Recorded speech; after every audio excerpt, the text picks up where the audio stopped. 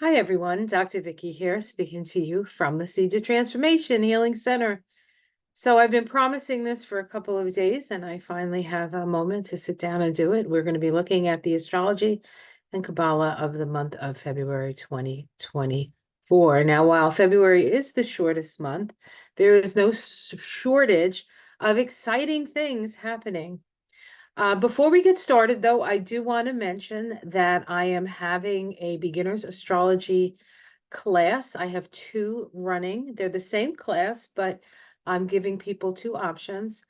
You can either take the Saturday afternoon class, that is noon to 2 Eastern time, beginning this Saturday, the 3rd.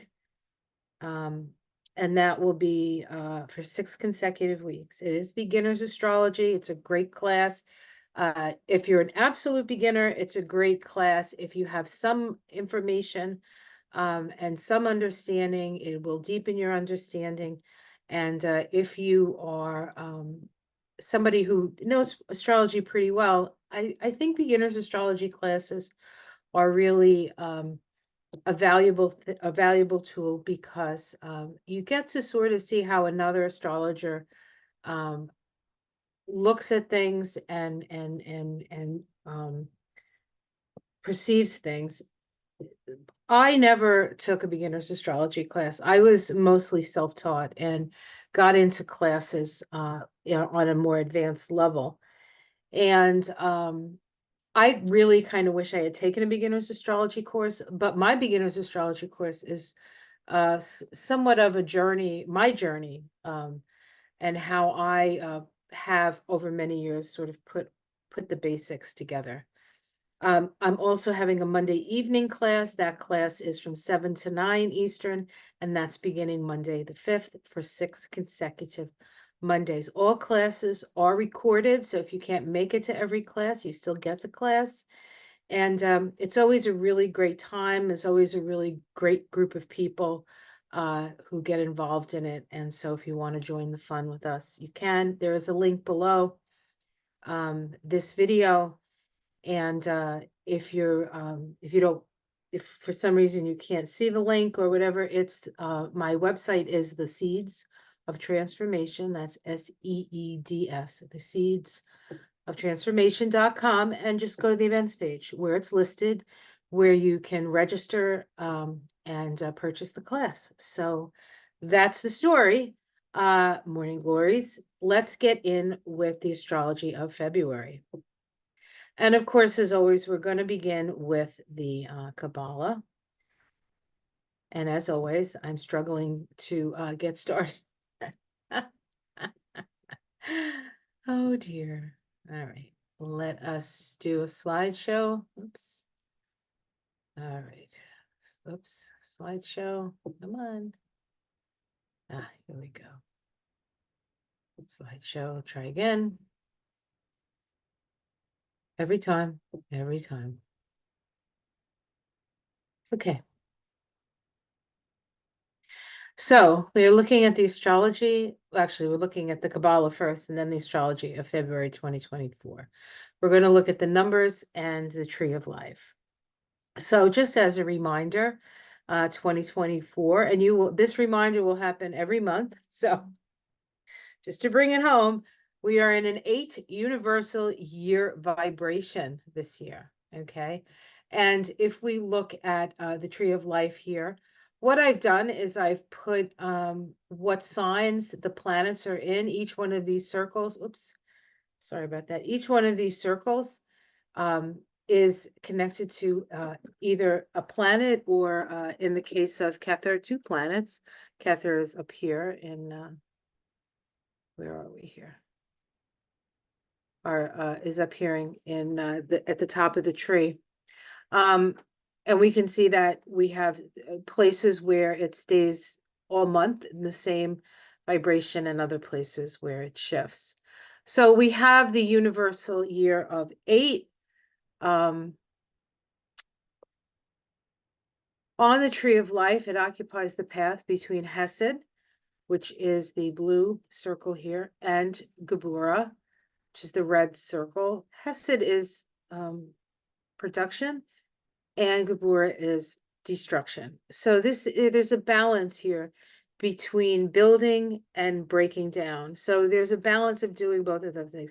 It's not a year about completely building, and it's not a year about completely letting go or breaking down. There's a balance here, right? In fact, the 8, when you put it on its side, is the infinity symbol, as we can see in the strength card here on the right. Strength card is the card associated with this path, and energetically, it is associated with the throat chakra, which we have down here at the bottom. This is called the 19th path on the Tree of Life. It's the intelligence of the secret of all spiritual activities. Says the unraveling of all mysteries entails moving through the dark shadows of the self. This is really speaking to us of the Kundalini, which sits dormant in our root chakra. And as we evolve and as we attempt to bring that energy, that life force energy up into our higher chakras, it is the path of the twin snakes, right? The caduceus, that goes up the spine and activates all of the chakras, right? The essence here is the internal flame that arises like a serpent in the darkness, the coiled fiery power of attuning to process. Well, what is the darkness? The darkness is the density that we find ourselves in, experiencing the density on this planet. That's part of the grand plan, is for us to come down and to master and to experience what it's like to be in such a dense environment and still be able to raise that spiritual energy that lies within the core of each of us, to help the evolution of all levels. It's not just, we're not evolving on our own. We are evolving, animals are evolving, plants are evolving, the planet is evolving, the solar system is evolving, et cetera, et cetera, et cetera, right? It doesn't just happen in a vacuum, so to speak. This path is activating the throat chakra, so we can expect to hear a lot coming from a lot of different people. The one thing I want to point out is this is also where we come to understand, as you sow, so shall you reap. What goes around comes around. All of those things are connected. And this 8 vibration that we find ourselves in actually began back in 2017, the cycle that this 8 is in. And 8 is a harvest of seeds planted through the previous 7 years, which began in 2017. So if you can look back and see what were the seeds planted at those times, and where has it brought you, and what are you harvesting? Have they been good seeds, and are you harvesting abundance and love, or just the world, the life that you wanted? I mean, it's not always all good news, but if you're satisfied with where you're at, and if you can be at peace and in love with where you're at, then you've already won. You've already won, quite frankly. This is where the divine will operates, the throat chakra. And so when this path gets activated, it's really spirit speaking through us, more than when I say we are finding our voice, we are finding the voice of the spirit within. Okay. When we were in a 5-year, as an example, the 5-year was 2021. That was the year of inner hearing. That was the year of the Hierophant. The Hierophant is about inner hearing. And so we were listening at that time. And now it's about speaking. Okay. All right. Let's continue. Now, of course, February is the 2nd month, so I like to look at the 2 on the Tree of Life. And we can see here, we have February sort of indicated here. Okay, February. And this is the path of the High Priestess. On the Tree of Life, this vibration mediates between Kether, which is the highest one here, the crown, Kether. Oops, where's my little, oh, here we go. I lose this thing all the time. Gotta get like a big finger or a big thumb or something, point at it. Kether, the universal breath of life, and Tiphereth, which is the yellow circle, the yellow emanation here, which is associated with the sun, the spiritual beauty and light manifested on the plane of earth. This is known as the 13th path, called the uniting intelligence. It is the mediating factor between the worlds of spirit and matter. This is the path up the center of the tree. Moving straight up the tree is the path of the mystic. And this is a path that crosses the abyss, the great abyss, between the supernal triangle, which is made up of the top three circles, and then the triangle of the soul, which is the next three right here. Okay, so it goes over the abyss. The essence is water, the channel that connects the world of spirit with the world of matter. As above, so below. The light, the light to the dark. So it's uh, a down, sort of a downward beam of light, like when you see those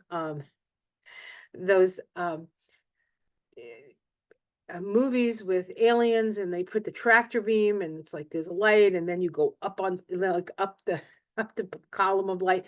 That is it. It's the column of light right down the center of the tree. It is direct connection to spirit.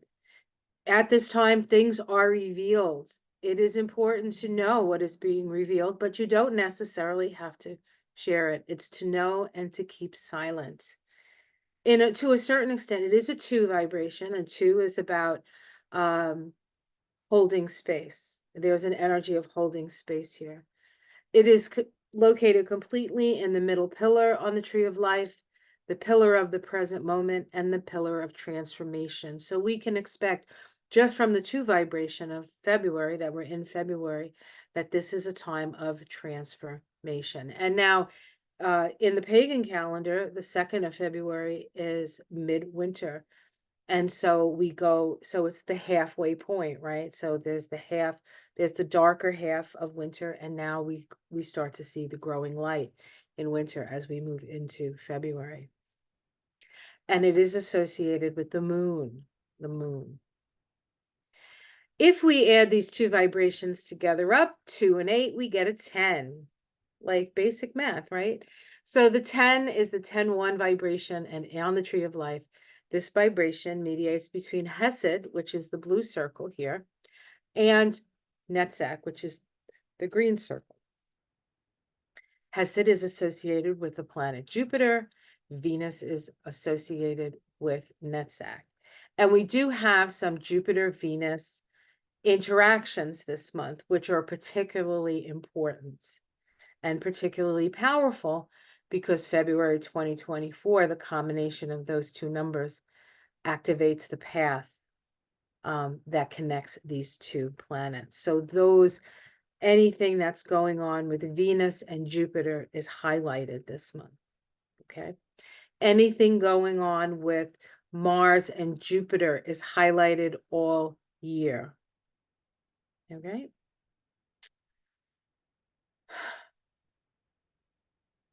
So the astrological association with this particular path, the 21st path, the conciliating intelligence, is the planet Jupiter, which is the planet of expansion.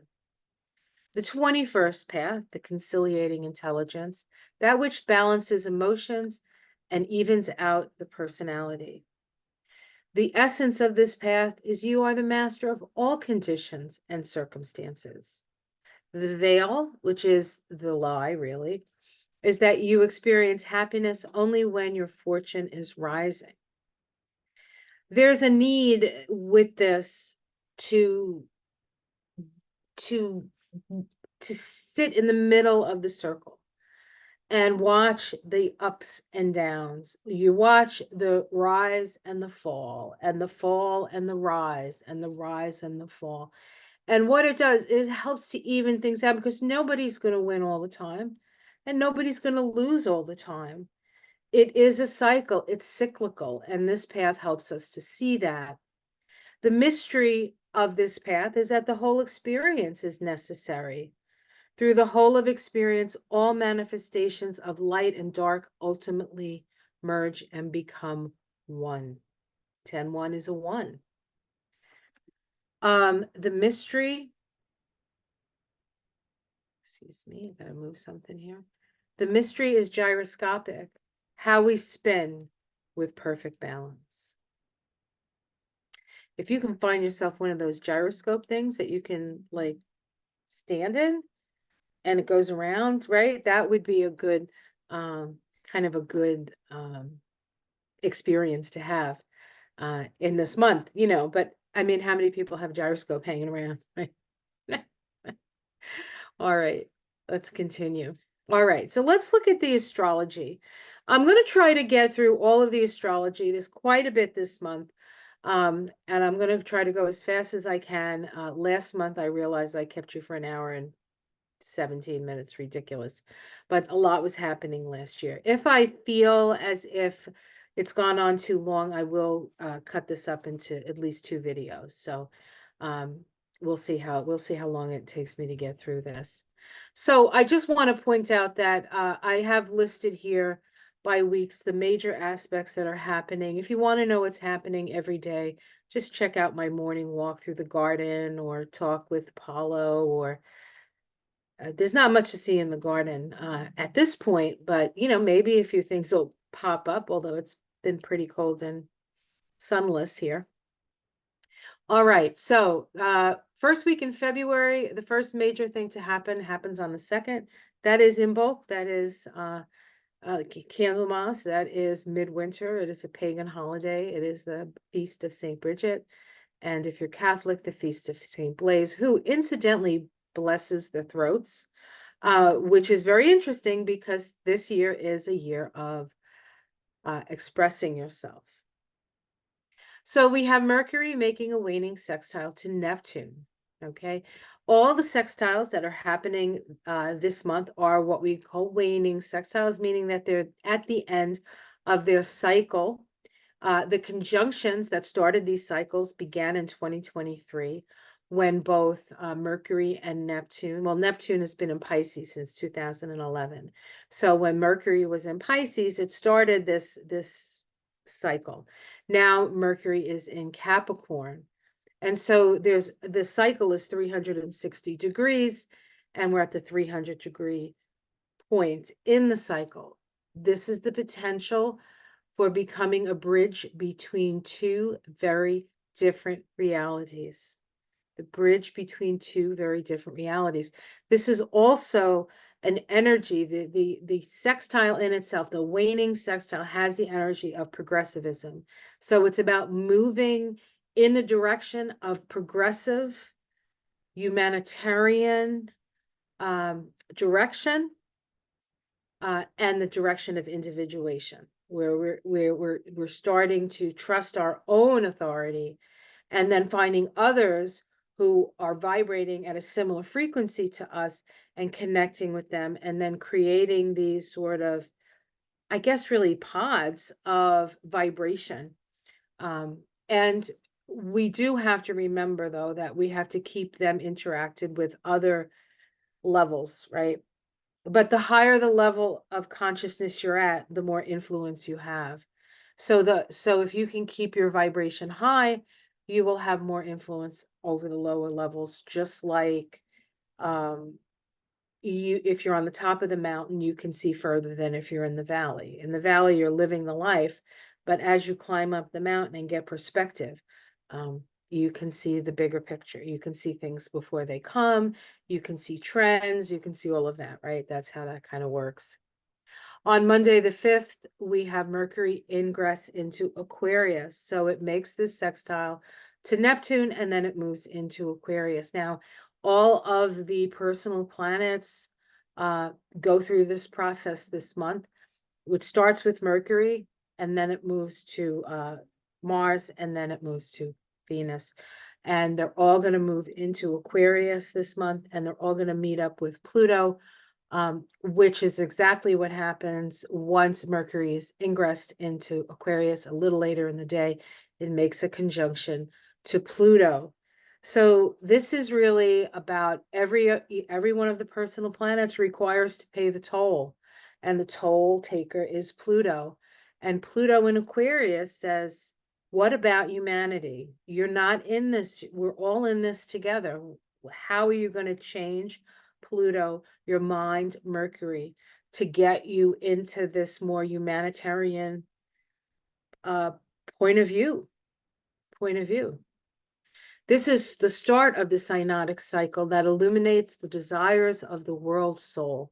And the world soul is at 1 degree of Aquarius, which is the symbol of an old Adobe mission, which speaks to us of structures that are still standing way beyond the lifetime of the people who built them. So it's important that the intentions that we put in at this time are so very important with that 1st degree of Aquarius, because it sets up sort of the basis of how we move through this period of Pluto in Aquarius.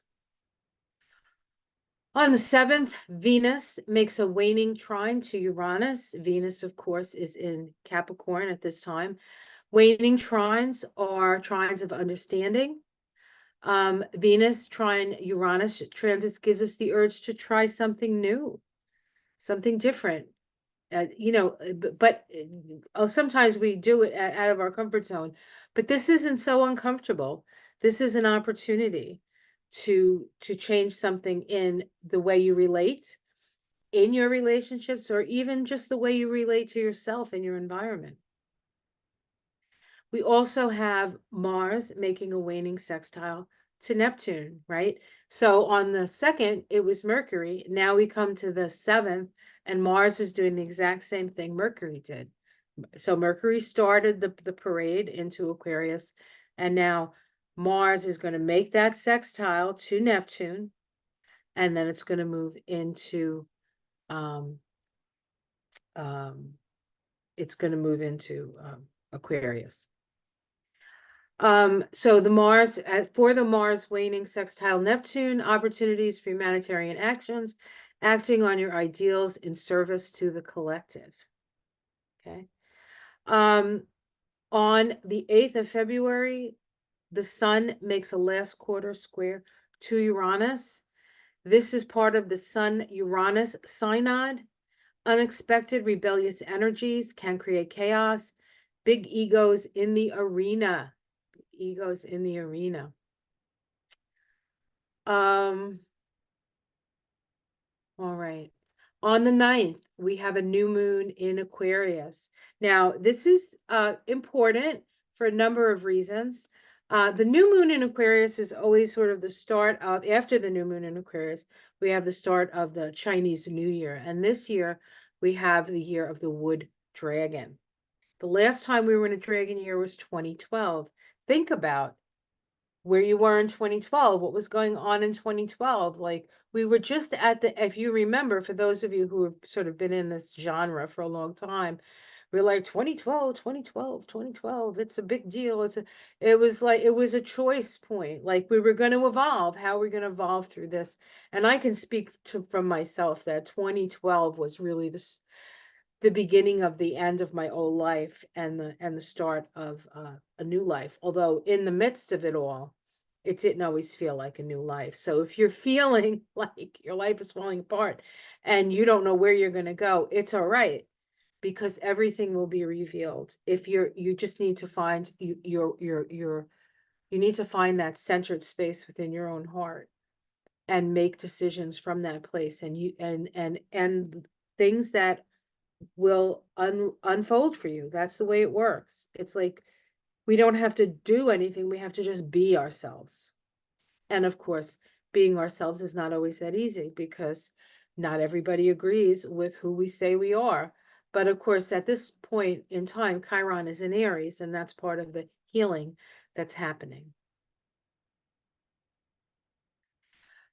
The new moon at 21 degrees of Aquarius. The Sabian symbol for this is kind of, you're like, oh, great, it's the new year, it's the dragon, it's wood. And this is the symbol for the Sabian symbol. It says a woman disappointed and disillusioned, facing emotional pain with stoicism. Things go wrong, we get upset, but we must carry on, facing emotional upsets and pain with grit and forbearance. And so, again, we are in the process. And so we are already there. The light's already shining. We're already on the other side of this. Our consciousness has not caught up to it yet. Know that there are still things that we need to process through. Saturn is in Pisces, right? Saturn is the Lord of karma, moving through the last sign of the zodiac. There are things that come up with Saturn and Pisces that we thought we had dealt with years ago, decades ago, almost a lifetime ago, that come up, but they come up to be seen, to be to be seen and then released, right? Seen and released. Now, next year, we're going to be in a 9 vibration. And next year, we also have Saturn and Pisces. So that's really when the big let go happens for a lot of people. But right now, we're harvesting the seeds that we've planted over the last 7 years. So the year of the wood dragon, this is very interesting because I'm not an expert in any way on Chinese astrology, but I did find this little thing and I think it's very instructive. It says the wood dragon is also known as the lung in Chinese mythology. It is deeply rooted in the ancient culture of China. Now, interestingly enough, the lung in Chinese medicine holds our grief and also fear, right? Holding your breath, right? And so it's real important this year, probably more than any other year, is to just keep breathing, no matter what's happening. Just like when you have a baby and they say, breathe, keep breathing. Whatever. I didn't have a baby, but I saw one get born. I was like, right. Um, so it's important that we can, and also deal with our grief. And there's a lot of grief. We see it everywhere, right? We see it on the news every night. We feel it in our bones. We feel it in our heart. We feel it where we've had to let go of a lot. A lot of stuff has been coming at us, and we are in a grieving process, and it needs to be felt. It needs to be experienced, and it then ultimately needs to be let go. It is deeply rooted in the ancient culture of China. It is believed that the wood dragon possesses a special connection with nature, representing growth, abundance, and transformation. Unlike other dragon species, wood dragons are associated with lush forests, vibrant flora, and the gentle whispers of wind through the leaves. These dragons are often depicted as graceful and peaceful, seemingly blending into their surroundings. So if you want to get a picture of a dragon, a green dragon, a wood dragon, um, or create one with that idea of lushness and green and growth. The thing about wood is that there's power of growth behind wood. So this is a time when we're growing, and there'll be a few growing pains most likely. On the 9th, on the 10th, we also have Mercury make a last quarter square to Jupiter. The relationship between Mercury and Jupiter is especially important because Mercury rules our logical side of the brain and Jupiter rules our intuitive side of the brain. And so when they're interacting, it's like our brains either in line with each other or there's an argument to be had. Squares generally bring up the argument, and in this case, intuition trumps reason. Okay. So your intuition is spot on. Reason is helpful, but intuition really is the higher, well, at this time anyway, is the thing to move with. This can create a lack of discrimination in your communications. You might say some things, right?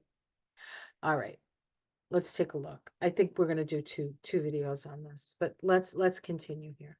So now we're just looking at each thing that I already spoke of. This is the waning sextile between Mercury and Neptune, progressive thinking on issues whose seeds were planted at the Mercury-Neptune conjunction. Well, that happened on the 16th of March of 2023 at 26 degrees of Pisces. The Sabian symbol, freedom of choice, and the fallacy of totalitarianism. So this is this year, right? This whole year cycle, which is of 360 degrees, we've moved 300 degrees. We come to this point when we realize that we can choose, that we have, um, we get to choose what kind of world we want to live in. And then we have to, of course, do what's necessary to get there. But nobody's going to tell us what to do. No one person has the answer. That's ridiculous. Now we have Mercury at 26 degrees of Capricorn. So this conjunction occurred at 26 degrees, and now Neptune is still at that degree. It moves back and forth. It just happens to be back at that degree. And so we look at this symbol of freedom of choice in relationship to Mercury, which is at 26 degrees of Capricorn, dancing to the rhythms of life. We can tune into the subtle flow of energy that interpenetrates all life. And so find ourselves to be just one part of a great mystery, allowing yourself to respond to feelings of the mysteries. So this is a mystical experience. And if you notice, the card associated with this vibration of this day is one about mystical experience. The Hanged Man, we can't do anything except connect to cosmic consciousness and be informed through that connection what needs to be let go of and what we still can affect and how we're going to affect that.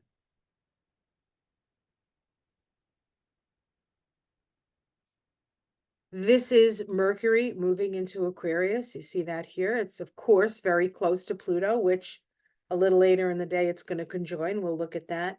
This particular vibration is the Devil card, 15-6, the Devil, right? This is a choice. Do you choose your lower nature or your higher nature, right? People are going to choose. Not everybody's choosing their higher nature. That's why it's important that if you choose your higher nature, you work your higher nature. So on the same day, we have Mercury make the conjunction to Pluto, as every planet is going to do when it moves into Aquarius. Enola Dobie mission, right? The Sabian symbol is that, but I like to look at the planets that rule the sign. And Aquarius has two rulers. It has its classical ruler, which is Saturn, and it has its modern ruler, which is Uranus. I like to look at the symbols there as well. For Uranus, which is at 20 degrees of Taurus, willing participation with unseen spiritual forces. We are not alone, folks. And Spirit is here to aid us and to help us. It can't make a choice for us. The choice is always ours. We have free will.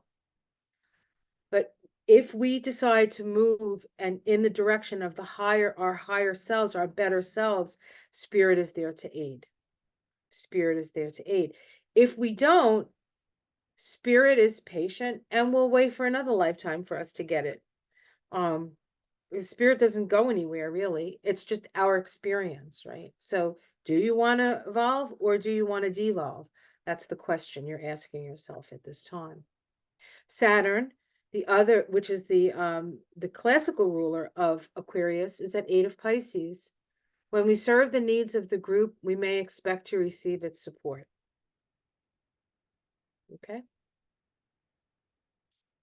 On the 7th of February, Venus makes a waning trine to Uranus. Here we go. There's Venus, very close to the moon there. See, so we have the Venus moon really making a trine to Uranus. This means that Venus has moved from its initial conjunction with Uranus all the way to the 240-degree point in the circle. Venus waning trine to Uranus is a trine of understanding and social rewards of a cycle that began at the Venus-Uranus conjunction, which occurred on the 30th of March, 2023, at 17 degrees of Taurus. A battle between swords and torches. Swords symbolize the mind and torches symbolize spirit. In seeking further and further clarification of a newly discovered truth, we are required to develop warrior qualities and fight the real forces of ignorance, domination, and greed. Sounds like the devil, right? This day vibrates to a 17-8, which is the star. It's the star of hope. It's a hope. It's the hope of a better tomorrow. This is like the United States card, right? This is an Aquarius vibration. This is an Aquarius vibration. The star card is associated with the sign of Aquarius. Again, we see all this Aquarian energy. Even if it's not in Aquarius, we're seeing all this Aquarian energy being expressed. And of course, Uranus is a ruling planet of Aquarius. So we have that as well. So there's all of this progressive working together, age of Aquarius energy, just full force at us. Okay. Now Venus is at 20 degrees of Capricorn. Putting aside the ego, we find that greater joy comes from shared celebrations of our spiritual nature, spiritual fellowship. There you go. Trine Uranus at 20 degrees of Taurus, a willing participation with unseen spiritual forces. Okay. We put aside our ego for what's better and greater for all. The ego separates us, right? Now, it doesn't mean we have to completely let go of our ego or that our ego doesn't matter. We need an ego. We're still living in a dense physical environment. You still need your ego. And especially around people who are only ego. So you have to know how to navigate, but not let the ego make all the decisions necessarily. You have to make sure that you connect with your higher self. And these energies are all there, like say, like knocking on the window here. On the 7th, Mars makes the waning sextile to Neptune, the point of the synodic cycle where progressive change is easiest, right? Mars is action. And Mars is in Capricorn. Mars loves being in Capricorn. It's so efficient in Capricorn, okay? And Neptune is in the sign of compassion and healing. It really can't get easier than it is right now, in a way, or more needed than it is right now. So do it.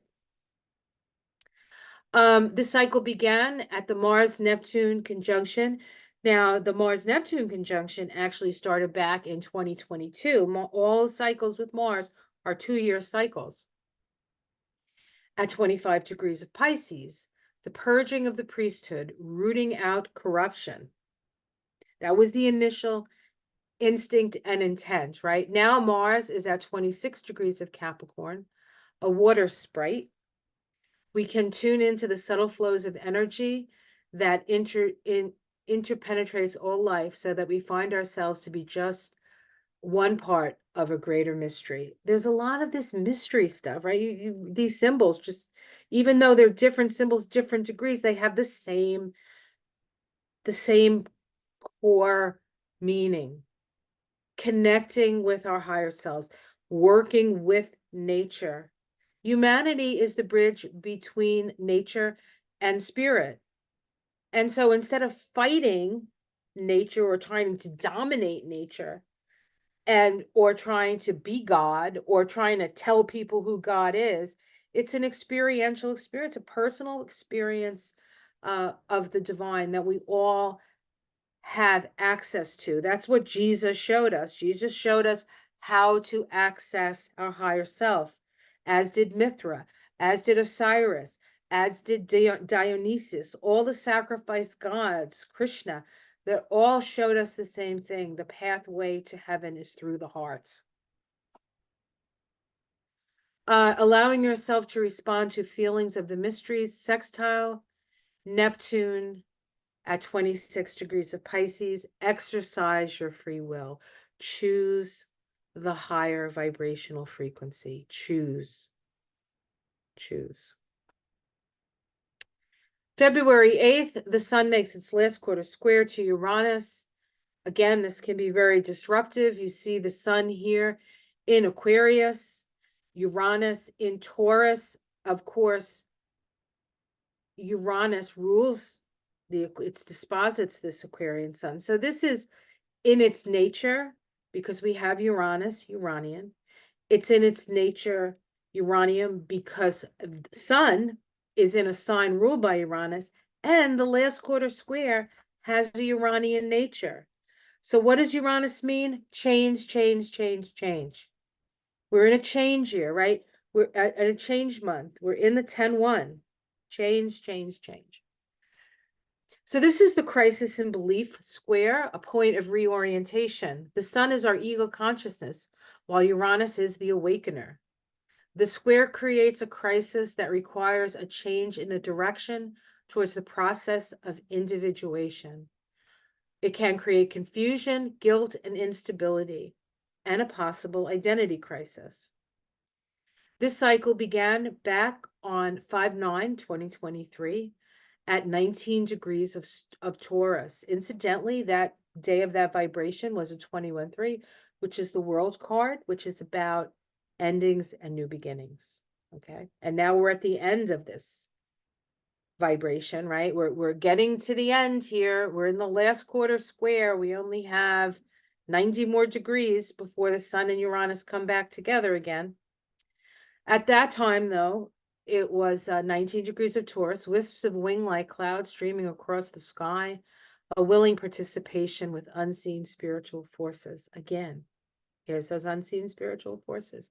We are not alone. Now the sun is at 20 degrees of Aquarius, big white dove, a message bearer, victory over forces of entropy and destruction. Yay! There's plenty of entropy and destruction out there if you haven't taken notice.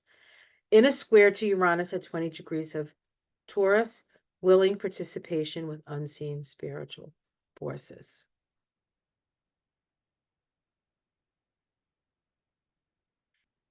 Here's the new moon, February 9th. This is actually the new moon for the United States. The new moon occurs in the 6th house for the United States. That is the house of medicine, the military, health, so new beginnings around that. And it is Aquarian, so even though it's the military, it could be the military in the guise of helping, right? Helping. But of course, we have a woman disappointed and disillusioned at this degree, facing emotional pain with stoicism. Things go wrong, we get upset, but we must carry on, facing emotional upsets and pain with grit and forbearance. Uranus, as the ruler of Aquarius, is at 20 degrees of Taurus, willing participation with unseen spiritual forces. And Saturn, the classical ruler of Aquarius, is at 8 of Pisces, a girl blowing a bugle. This is important. Times are changing fast, and those of us who can see this are able to announce it to those who cannot. Herald your knowledge and proclaim it. That's what I'm doing when I do these every month. I'm heralding my knowledge and proclaiming. And it just happens that this vibration on this day is the sun, 19-1 vibration. The sun is about moving in a whole new direction. The sun is about revelation and rebirth. We are being reborn. And of course, we're starting the year of the wood dragon. Okay, on the 10th, we have Mercury making a last quarter square to Jupiter. This is the crisis and belief square. Here is Mercury. This is for the US, by the way. Here's Mercury.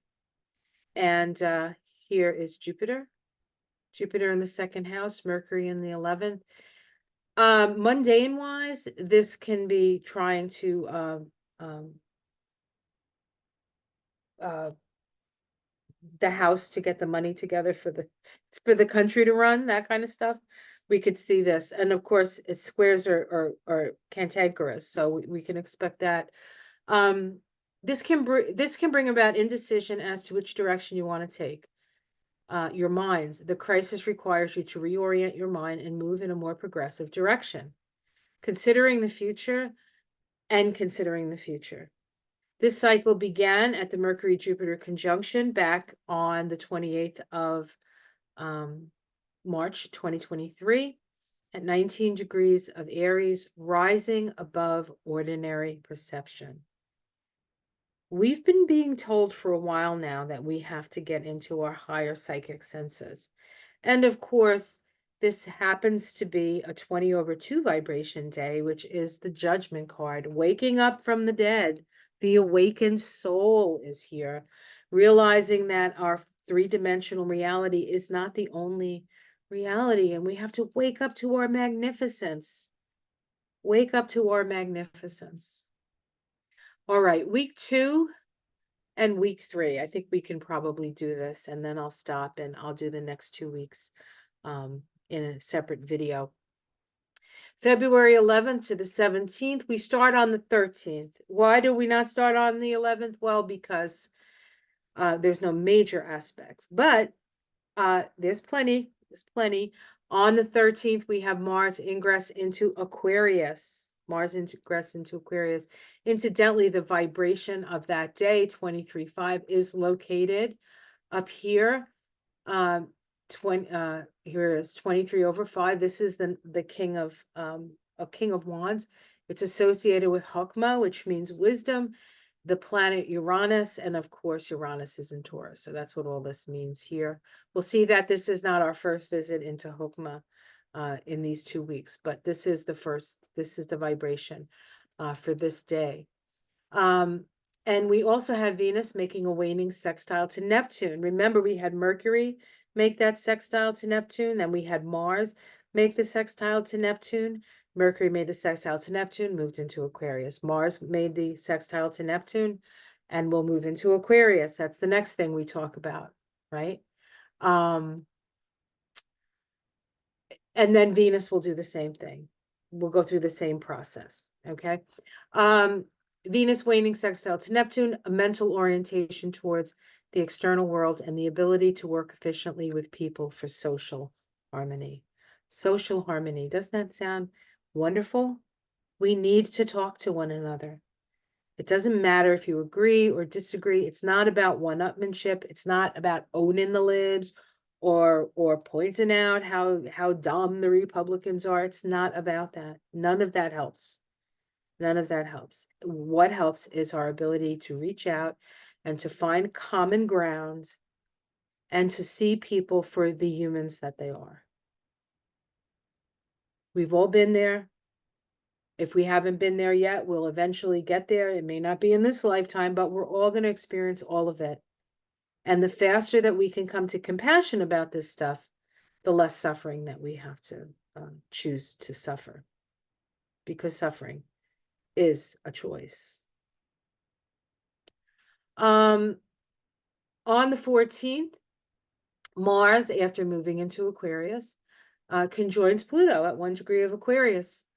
This is the start of a 2-year cycle, right? Mars, anytime Mars conjuncts something, it's a 2-year cycle that makes our unconscious desires conscious.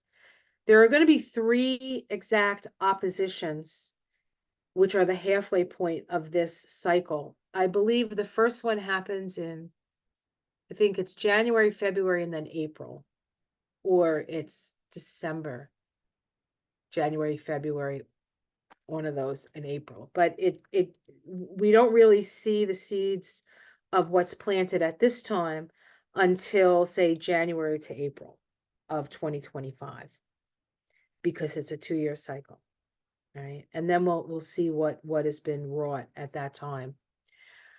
All right. On the 16th, Venus ingresses into Aquarius. We can see that here, Venus ingressing into Aquarius. This is the Sifrith of Venus, Capricorn into Aquarius. And on the same day, Mercury makes a last quarter square to Uranus. Remember, Mercury just made a last quarter square to Jupiter. Now it makes a last quarter square to Uranus. Jupiter and Uranus are both in Taurus. And so again, when we see these planets making these squares, we're going to see Mercury make a square to Jupiter and then make a square to Uranus. We're going to see Venus make a square to Jupiter and then make a square to Uranus. We're going to see Mars make a square to Jupiter and then make a square to Uranus. The personal planets are going through the same sort of, what is that called? A gauntlet. But all of these that they're coming up against before they're sort of allowed, to move on. Pluto, Neptune, Uranus are all transpersonal. They all require us to evolve. Jupiter requires us to expand.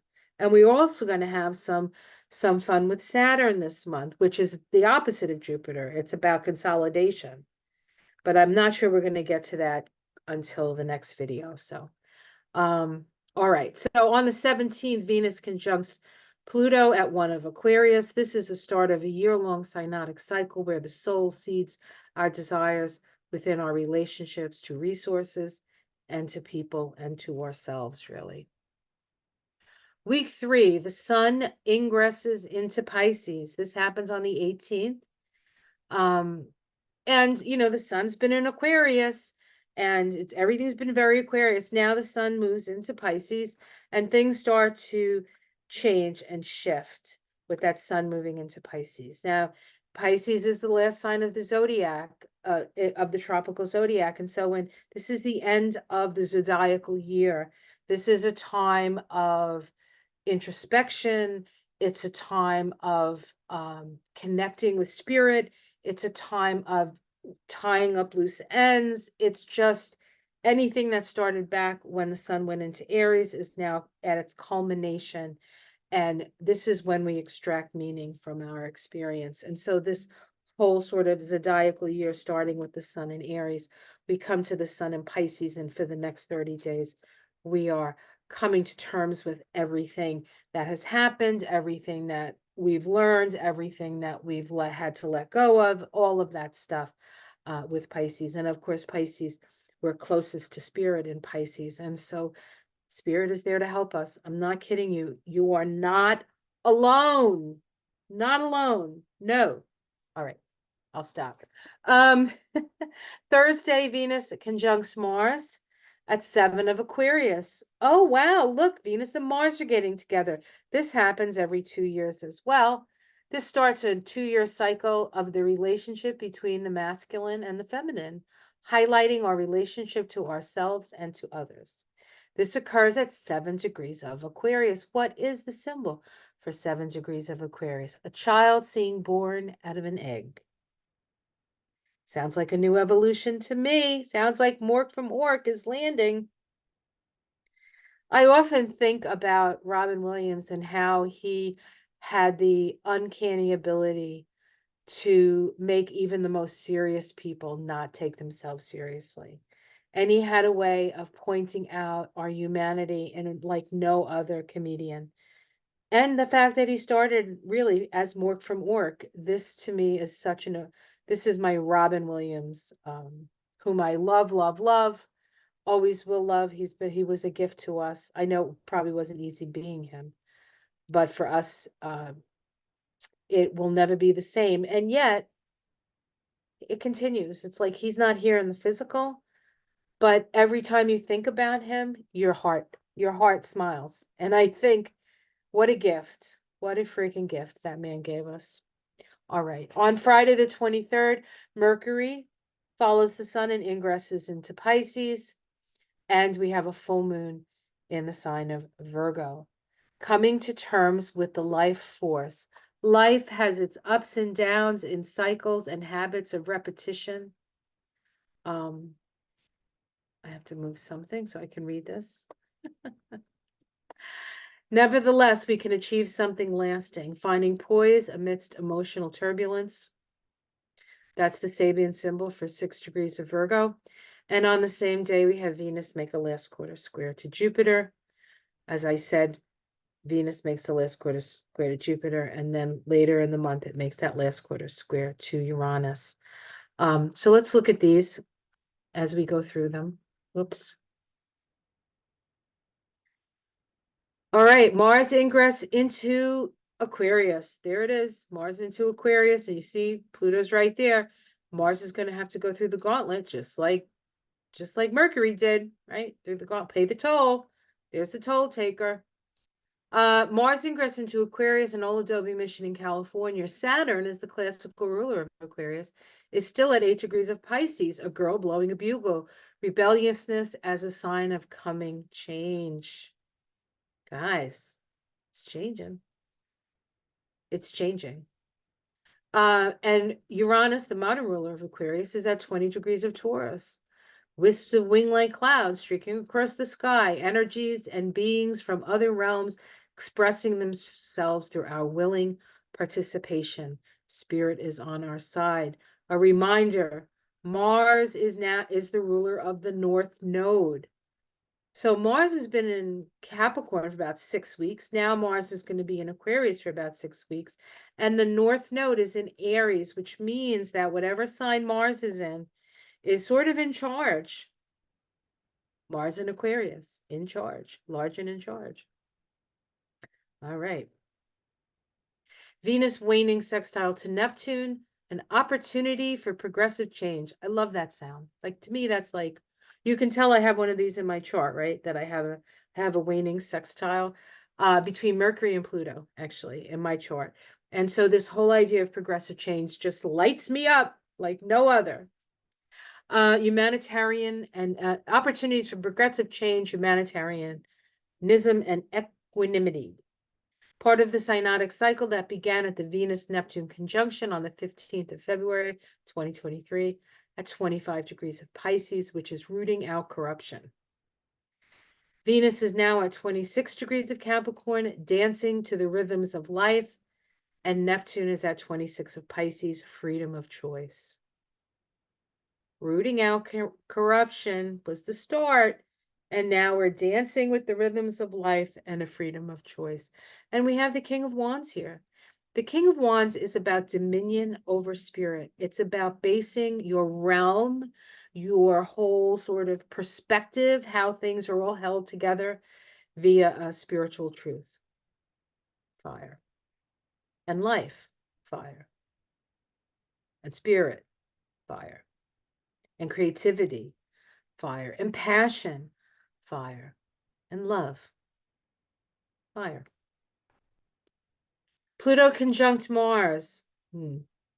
Start of the synodic cycle that brings the unconscious desires of the world soul, which is Pluto in Aquarius right now, into conscious awareness through the actions of Mars. 2-year cycle.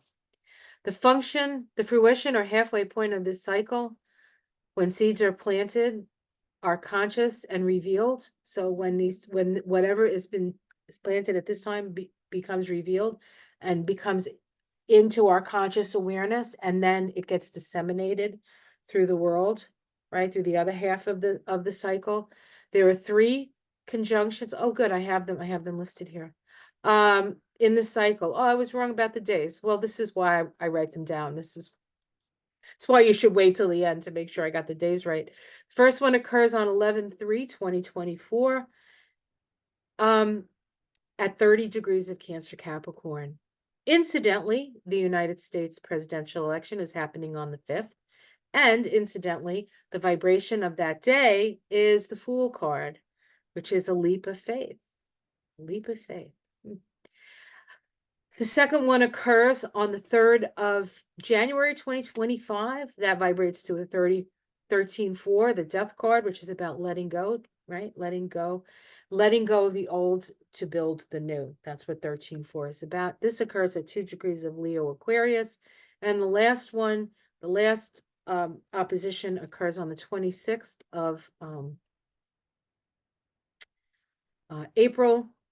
That vibrates to a 39/3. That's the Knight of Cups, right? The knight bringing the cup of love on the white horse at 4 degrees of Leo Aquarius. And the reason that we have 3 of these with Mars and Pluto is Mars, in order for Mars to be it's occurring in the middle of a Mars retrograde cycle. See, that's why it's actually the first one, Mars isn't retrograde. The second one, Mars, I believe, is retrograde, and then the third one is when Mars has gone direct and goes to the point where it's opposing Pluto. But this is really exciting. This is the United States. This is for Washington, D.C. Gives us a Scorpio rising, which says we are here to transform. The Pluto-Mars conjunction occurs in the 2nd house of our values. We have Venus here, still in Capricorn, but this is sitting on the Pluto of the United States. This could indicate a feminine, somebody female in power. There we have the Queen of Wands. Okay. Queen of Wands.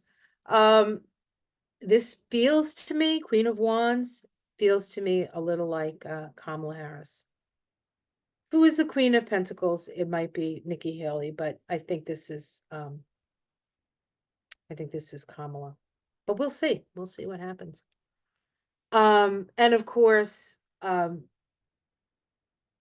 let me just say that the seeds are being planted now. And she's like at the beginning of the planting of the seeds, if you get my drift here. We'll know. We'll know at the election, right after the election, and then in April, right? We'll have more information about what this is all going to mean. On the 13th, we have Venus making a waning sextile to Neptune. This is that progressive change sextile that we talk about. Opportunities for progressive change, humanitarianism, equanimity, part of the synodic cycle that began. Did I do this already? Or is this just the same thing? Hold on a second. I might have went the wrong direction. I did. I apologize for that. Okay. Venus's ingress into Aquarius. Saturn, the classical ruler of Aquarius, is at 9 degrees of Pisces. So Saturn has moved on from when the other two planets moved into Aquarius, a jockey. It takes drive, energy, skill, and determination to succeed. Be determined to succeed. So very good for Venus, right? Be determined to succeed, Venus. Women will succeed. Let me tell you, there was just a judgment against Trump for $83.3 million by E. Jean Carroll. I don't know if people understand just how powerful that was. It might be the most important, ultimately the most important thing that happens when it comes to legal stuff and Trump, symbolically, because it is the fruition of the pussy hat riot thing that happened the day after he was inaugurated. It's like, yes, Venus. Of course, we also had the Barbie movie. Oh, there's so many things to talk about. I'm not going to talk about all of them, though. Uranus, the modern ruler of Aquarius, is at 20 degrees of Taurus, right? It's sort of sitting there. It just turned direct at the end of January, and so it takes a while for things to like move. Plus, Uranus moves slow to start with, and so as it's going forward, it's moving forward, but hasn't gone a degree yet. Wisps of wing-like clouds streaking across the sky, energies and beings from other realms expressing themselves through our willing participation. A reminder that Venus is the ruler of the South Node. Oh, wait a minute. Venus is in Aquarius, rules the South Node. Mars is in Aquarius, rules the North Node. Wait a minute. It's all Aquarius. Plus, we have Venus conjunct Mars in Aquarius. Is this enough Aquarius for you guys? Is this the Aquarian age? Yes. When did it start? It doesn't matter. We're in it. We're in it. We're in the shift. We're in the Great Awakening. We are more powerful and great than we ever imagined we could be. And yet our power comes from our ability to love. So it's not power over, it's power within that comes without and spreads the love that unites us so that we can become a force for good. Mercury, last quarter square Uranus, a crisis point in the cycle, which we become more rebellious with the need to reorient ourselves from what has come before and what is needed for the future, moving towards an understanding of our connectedness. This cycle began at the last Mercury-Uranus conjunction, which occurred on the 4th of June, 2023. It was a 17/8 day. That's the star card. That's the Aquarius card, guys. And we're dealing with Uranus here, which is the ruler of Aquarius. More Aquarius, guys. This started at 21 degrees of Taurus. Careful discrimination of wisdom. A balance must be found between receiving guidance and self-determination of wisdom. balancing guidance with self-determination. That's kind of what I just said before I even read that. So good. Now we have Mercury at 20 degrees of Aquarius, a big white dove, a message bearer, victory over forces of entropy and destruction, making a last quarter square to spiritual forces, 20 degrees of Taurus, energies and beings from other realms expressing themselves through our willing participation with unseen spiritual forces. We have the help that we need. Venus conjunct Pluto, occurring on the 17th. This is the start of a year-long synod in which the soul implants seeds of love and our essential needs for Venus to seek out and experience. We also see issues of power concerning relationships here. And of course, this is at 1 degree of Aquarius, like it always is, right? An old Adobe mission. The awareness of these seeds are expressed at the Venus-Pluto opposition, generally done, which happens 6 months later. In 2024, this occurs on the 12th of July, which is a 27-9 vibration day, at 2 degrees of Leo Aquarius, 2 degrees of Leo, an epidemic of mumps, understanding that small events have widespread implications, opposing 2 of Aquarius, an unexpected thunderstorm, submission to unseen, unforeseen, and uncontrollable forces. This is going to be a doozy, guys. This is going to be a doozy. And let's see, that's 19 and 8 is 27. So the interesting thing about this is the day that we have Venus conjunct Pluto, we have the 27-9 vibration, which is the Ace of Wands, right? This is the root of fire. This is a Leo vibration. And then when we have the opposition with the Sun in Leo, it's also a 27-9. So the beginning of the cycle and the halfway point are both 27-9 vibrations, which is spirit. Spirit is here for us. We can get through this, guys.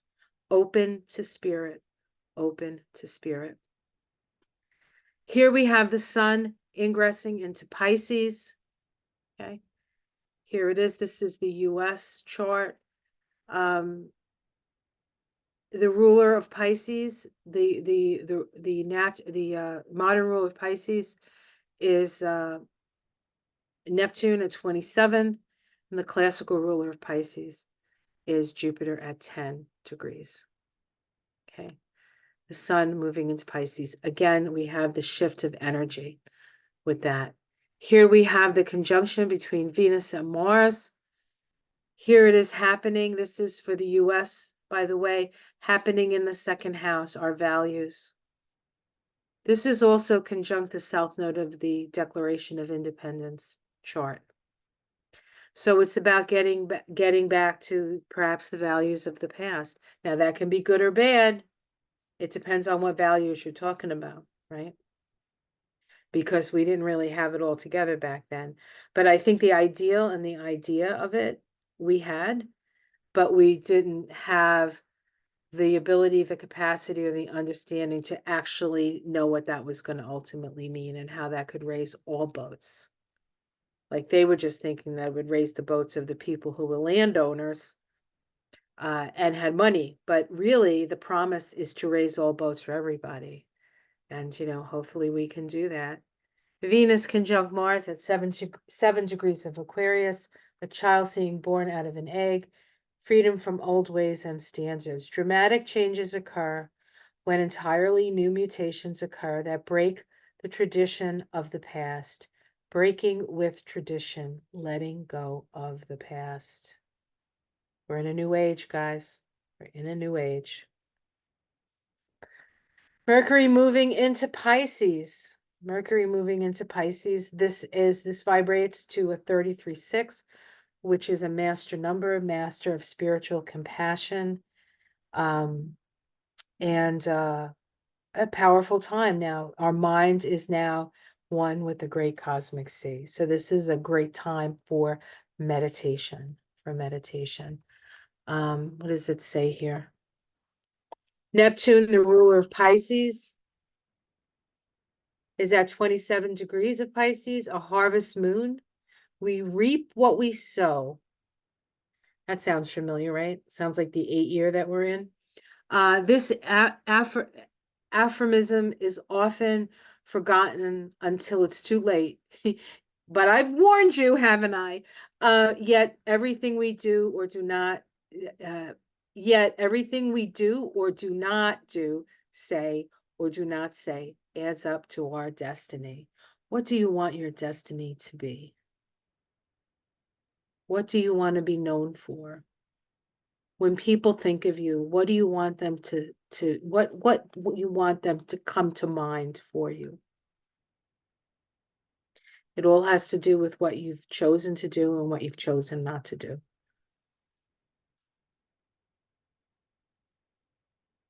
All right. I think we're done, but I could be wrong. Oh no, I forgot the full moon in Virgo. Full moon is 6 degrees of Virgo. Look at this. We have the full moon here, Virgo. We have a lovely sextile from Jupiter, which is um, one of the rulers, classical rulers of Pisces. So that's very nice to have. And of course, it's trining the moon. So we have a sextile to the sun, a trine to the moon. Um, this is expansion, right? Jupiter's expansion.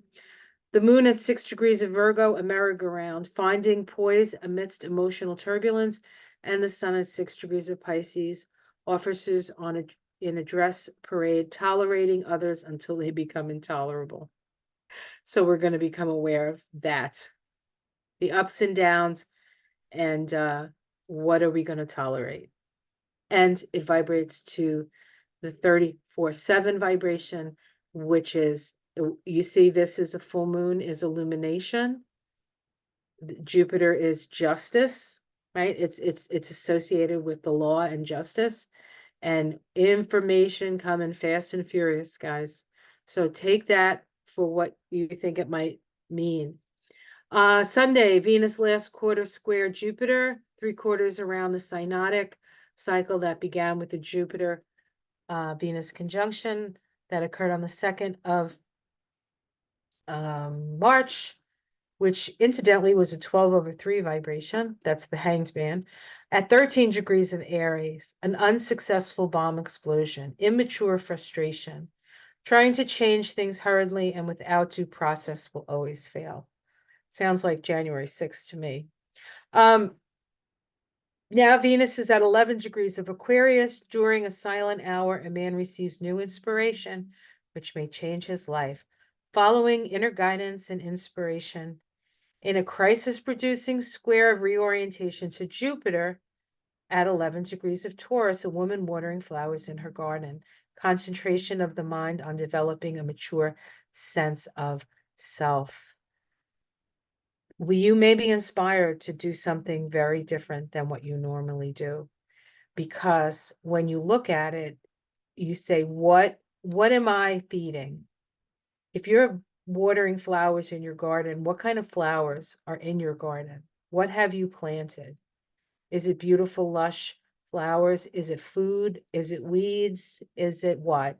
Is it not anything? So this really speaks to us of really an opportunity that if we're not satisfied with what we've done up to this point, we have an opportunity to change that by following our inspirations, by following our inspirations. And here we have Jupiter in the house of relationship.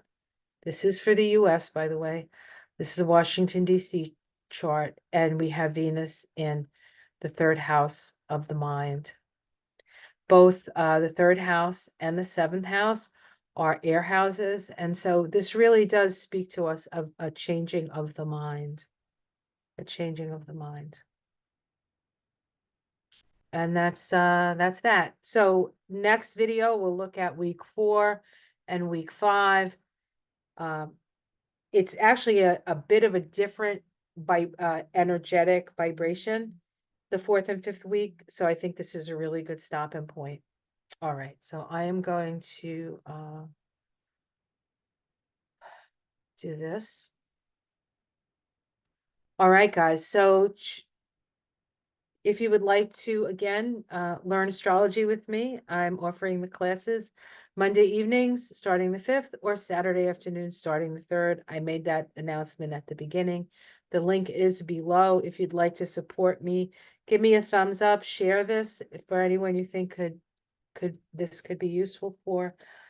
You can also have a reading with me. I do numerology, Kabbalah, and astrology readings. It's a combination reading. I have hour or hour and a half sessions. If it's your first and you can afford the extra time, I would say do the 90-minute session because a lot of information comes through. Everything is recorded, so you can always go back and listen to it over and over again and hold me to what I said, perhaps. All right, guys, have yourself a great month. Well, at least half a month, I guess. Uh, and I'll see you again shortly for the rest of the month. Take care, everyone. Be good to yourselves. Be aware, take care. And it's time to start building bridges. Much love. Namaste.